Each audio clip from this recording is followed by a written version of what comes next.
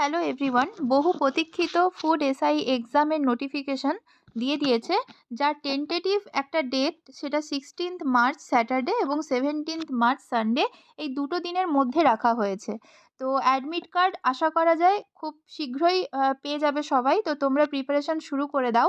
আর তোমরা দেখতে পাচ্ছ যেটা sub inspector in the subordinate food and supply services grade 3 under food and supplies department government of West Bengal 2022, tentative on 16th March Saturday এবং 17th March Sunday 2024, এই সময় কিন্তু রাখা হয়েছে। আর পরীক্ষার জন্য কিছু important static GK, traditional GK এবং কিভাবে পড়তে হবে তোমরা আমার চ্যানেলে গিয়ে দেখতে পারো। সেখানে আমি কিছু ইম্পর্টেন্ট জায়গাগুলো কভার আপ করেছি। তো আশা করি তোমরা সবাই ভালোভাবে প্রস্তুতি নিচ্ছ এক্সামের জন্য। আর খুব ভালোভাবে এক্সাম দাও, মনে পজিটিভিটি রাখো। ঠিক আছে? Thank you so much.